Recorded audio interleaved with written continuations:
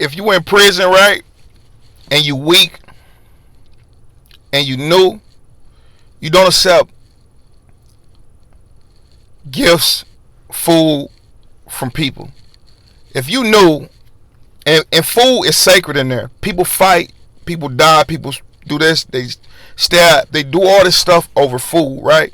So if food is that serious, you got to ask yourself, why would a guy constantly give you things? For instance, it was this one white kid, right? He looked kind of feminine, but he had like tattoos everywhere. You could just tell he was like a little soft. You don't have to judge a book by its cover, but you know the way he talked and all that stuff. He was just like an easy victim. He's a fish. He came from a level 1. He blew a level 1. Went to a level 2. So this guy named B Snatcher, and you know what B stand for. They call him B Snatcher, but the B stand for, right? I didn't know this at the time though. I didn't know. They usually don't talk about people or tell you things until they really get to know you or that person, individual leave, because even though they might be a predator, even though they might be feminine, even though they might be gay, them boys still be hitters, right? So anyway, so this dude coming here, Josh, that was his name, Josh. Josh was from Lapeer. Yep, Josh Novak, that was his name, Josh Novak. He's from Lapeer. No, John Novak. He was from Lapeer. So he come in, B Snatcher. Hey, how you doing? Woo, woo, woo, woo. This is a black guy too, so you gotta be wary of that. Black guys, they usually look out for each other. They usually trying to recruit you to their gang, or they Muslims trying to get you in, and they only usually do that with other black people. You know what I'm saying? Most of the time, right? If you're not already a part of what they got going on, so you gotta be skeptical about this. You gotta understand this is an environment, a predatory type environment. It's eat or be ate. It's a gang environment. It's just violent. It's just a bunch of people trying to get over on you by any means. Just like some of the games out here in these streets, people trying to get over by any means to satisfy themselves. So he giving the guy stuff. Hey, you need something? You need deodorant? Woo, you need this, and that. Keep coming down to his room. His room was right next to ours, in the cubicles or whatever. Right? You hear him? Hey, you need this? You need that? You need woo. Hey man, I just did a big old cook up, man. Here go a burrito, here go a half bowl for you. Now cook-ups be expensive, and the ones he was doing was like $30 cook-ups, burrito wraps, all types of chips layered in it, banana peppers, onions, everything stolen from the kitchen, garlic powder, cheese, real cheese, not the store cheese, the real cheese, the store cheese mixed in, like they had everything in their wraps, right? Him and the guys that he rocked with, which was all older guys. So he giving them this stuff. And in my head, I'm like, yeah, he trying to press up on him, far as just trying to get with him. I didn't know how far he would go, so he giving him all this stuff, and eventually, I guess he approached the dude, and like, hey bro, you get anything from the outside world, like you was hanging with this guy, I kind of, I don't, you shouldn't be hanging with him, so on and so forth. He trying to school him and son him. And he trying to get other people like to vouch for what he's saying, like, ain't this how prison go? Ain't this how prison go? And I know there's only like the older predators will step up and say something. Everybody else put on their headphones on because they just used to this. I'm so aware of my environment. I need to hear and see everything. So anyway, John ended up getting some dope, right? From who? We're not gonna say, but the dude ended up getting some dope, right? He can't pay it. He can't pay it. It's time to pay up and collect. Dude he got the drugs from was about to put a hit out on him. B Snatcher overhears it, so on and so forth, is in the ethers. That dude got $100 on him to get him off the yard, to spill blood. So B Snatcher approached the dude he got the drugs from and asked to have his debt. And he paid off.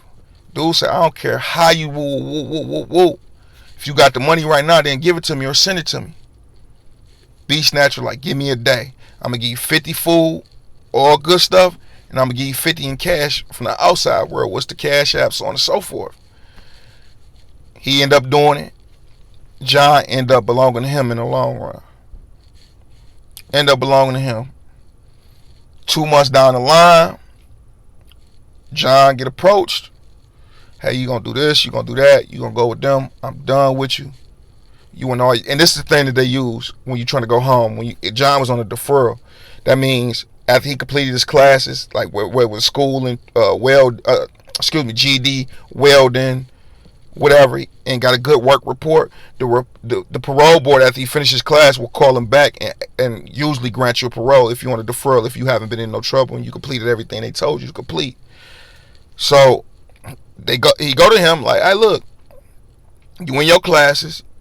If you go to the hole, you're gonna have to wait there for a while to even get out the hole, which means you're gonna get kicked out your classes anyway, because you ain't gonna be able to be here. You're gonna have to wait on that waiting list to whatever other prison you go to. It's a majority of people doing a long time in here with no classes. It's the fastest you ever gonna get in it, and you already was waiting months to do that. I know you want to go home, so on and so forth. You gotta go. And John broke down. Why you doing me like this? I sacrificed my man hood for you. Out loud, made a big old deal about it. End up going to the hole anyway, because he got to throwing stuff around, kicking walls, punched a hole in the what do you call that, drywall, because we had the little banisters in front of the room, but you could see right over them. It just separated the cubicles, and then put something in the front, I guess for design. I don't know why it's there, but that was one of the weirdest situations I've seen. Prison, a real environment, very real environment, man. The games and the manipulation that's involved is crazy. A lot of y'all be like, oh man, I wouldn't do that, this and that. You can't say that to you in that predicament, especially if you're not really tough or thorough and you've never been through none of that and you just want to get home peacefully. You might sacrifice some things to get there. Everybody don't have a strong mind.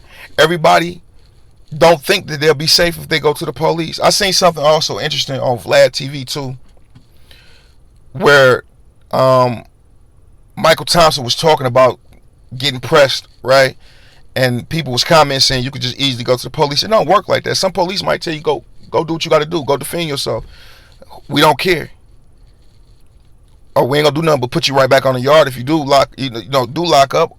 And then some people be so scared to do it, they think somebody gonna get them at the next joint. But the chances of them escaping, if they not really known, is high. But they don't know that. Nobody telling them, like, if you just go to the next joint and blend in, nobody will know you unless he ride in. You know what I'm saying? That's really all you gotta, you gotta do. But just in case he do ride in, you might be in trouble. You don't told on somebody. No matter what organization you join, you violate it. And they might let them get you. I know the gangs will. The more science tip of America probably won't let, even if you did some bold stuff, they still stand up for you. Because they just love their brothers like that. And, that's what they're about. And they don't want nobody putting their hands on them more, making it look like, oh, they weak, they allow this and that to happen. Dog soft. They let them smack dog, you know what I'm saying, so on and so forth. So it'd be more willing to go out there and put in work for you off the bail. But that's a weird story, man. That's a very, very weird story. Shout out to John, wherever you at, man. Peace and blessings be upon you.